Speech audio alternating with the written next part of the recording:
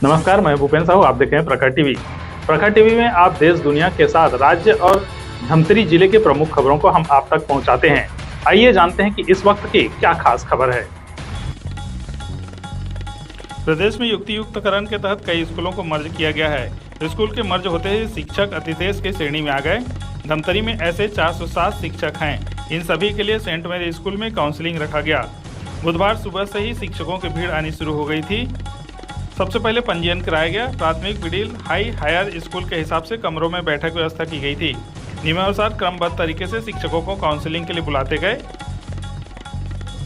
Monitor में रिक्त school को देखते ही उन्हें चयन करना होता था। चयन करते ही तत्काल उस स्कूल के लिए आदेश भी जारी होता गया। पहली प्राथमिकता जो निकटतम सेवानिवृत्ति अवधि में है, महिला शिक्षक, शासन से मान्यता प्राप्त शिक्षक संगठन, पदाधिकारी, समन्वयक और वरिष्ठता के आधार पर शिक्षकों को लिया गया।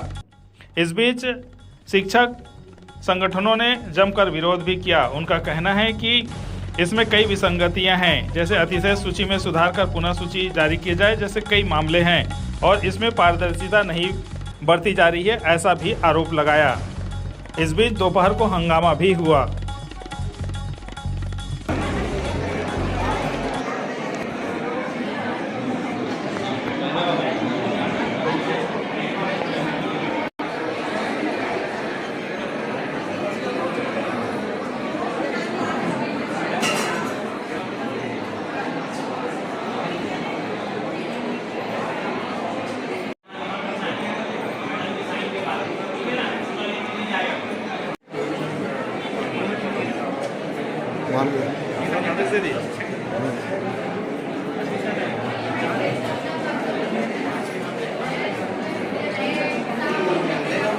साल के शासकीय प्राथमिक शाला उर्दू में पदस्थ थी और अभी मुजगहन में मिला है, वही मांगी थी मैं और मुझे वही प्राप्त हुआ है।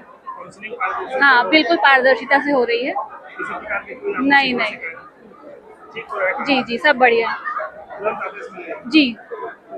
प्राथमिक शाला मरौद में पदस्थ हूँ।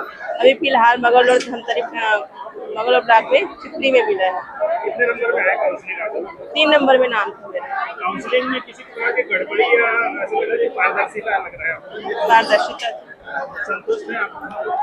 ठीक है। धमतरी ब्लॉक में जा रही थी, वहाँ जगह नहीं था तो मगल और ब्लॉक लेना पड़ा। काउंसलिंग का विरोध इसलिए किया जा रहा है क्योंकि जो लिस्ट जारी की गई है उसमें नियमों का पालन नहीं किया गया है, और उसमें उससे भी बड़ी बात यह है कि रिक्तियों की जानकारी स्पष्ट नहीं है। काउंसलिंग के आधा घंटा पहले रिक्तियों की डिस्प्ले किया गया है, परंतु उसमें भी पूरी जानकारी छुपाई गई है। जितने रिक्तियां पहले कार्यालय के द्वारा बताया गया था उससे भी कम रिक्तियां यहाँ डिस्प्ले की गई है। इस प्रकार से हमें अंदेशा है कि अंदर से कुछ सेटिंग तो नहीं चल रही है। दूसरी बात यह है कि कल जो काउंसलिंग का आदेश हुआ था उसमें आज 10 बजे से था, लेकिन आनन फानन में रात को 10 बजे ऐसे आदेश प्रसारित किया गया है कि 8 बजे से शिक्षकों को आना है और पंजीयन करवाना है। तो ये तो मुझे ऐसा लगता है कि जिस समय भगत सिंह के डर से उनको 12 घंटा पहले फांसी दे दी गई, वैसे ही शिक्षकों के साथ ट्रीट किया जाता है जिस तरीके से अंग्रेजों ने हमारे क्रांतिकारियों के साथ किया गया था। इसलिए ये जो गलत त्रुटिपूर्ण है, संघ पहले भी मांग कर चुकी है और अभी भी मांग करती है कि जिला प्रशासन को अपना काउंसलिंग जारी करना है, करे, लेकिन पहले अपनी दुरुस्तीकरण करे, नियमों का पालन करे और रिक्तियों को स्पष्ट करे। अभी मैं 2-3 मुद्दे बता रहा हूँ कि एक ऐसे शिक्षक साथी हैं जिनका संविलियन ई संवर्ग में हुआ है और उनको टी संवर्ग में अतिशेष माना गया है। एक ऐसे शिक्षक साथी हैं जिनका ट्रांसफर हो चुका है, लेकिन उसके बावजूद भी उसको अभी भी अतिशेष की श्रेणी में रखा गया है। शासन एक तरफ कहती है कि पारदर्शिता होनी चाहिए, एक तरफ पारदर्शिता क्या है उसमें तो बहुत झोल नजर आ रहा है, और ऐसे दोषियों अधिकारियों के ऊपर शासन संज्ञान ले और कार्रवाई करे। छत्तीसगढ़ शासन द्वारा युक्तिकरण किए जाने का आदेशित हुआ है। उसके तहत हमारे धमतरी जिला में 407 ऐसे अतिशेष शिक्षक निकले हैं जिनका पदांकन करने के लिए आज जिला स्तरीय समिति के माध्यम से उनका पदांकन किया जा रहा है। किस प्रकार से वरीयता क्रम क्या है? वरीयता क्रम है इनका जो सेवानिवृत्त में है, जिनका 2 साल बची हुई है, ऐसे को हमने वरीयता दिया हुआ है। उसके बाद पूरा महिलाओं को दिया गया है।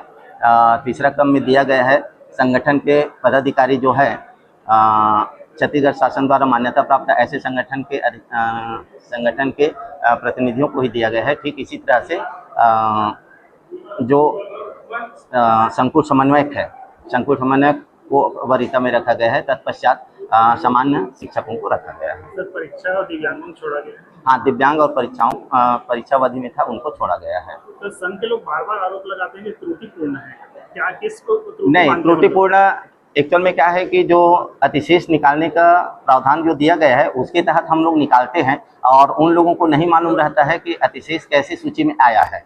उन लोग यही समझते हैं कि हमारे यहाँ दर्ज संख्या है तो दर्ज संख्या के अनुसार से 5 शिक्षक होना चाहिए, हर प्राथमिक शाला में कम से कम 3 शिक्षक होना चाहिए, 4 शिक्षक होना चाहिए, ऐसे करना है। लेकिन शासन के दिशा निर्देश अनुसार प्राइमरी शाला में 60 बच्चों पर 2 टीचर का प्रावधान रखने का है। ठीक इसी तरह से मिडिल स्कूल में 105 दर्ज संख्या पर 1 प्रधान पाठक और 3 टीचर रखने का प्रावधान है।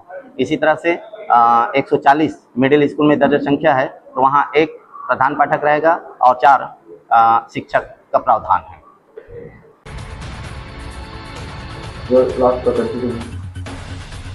तो ये थी अब तक की खबरें।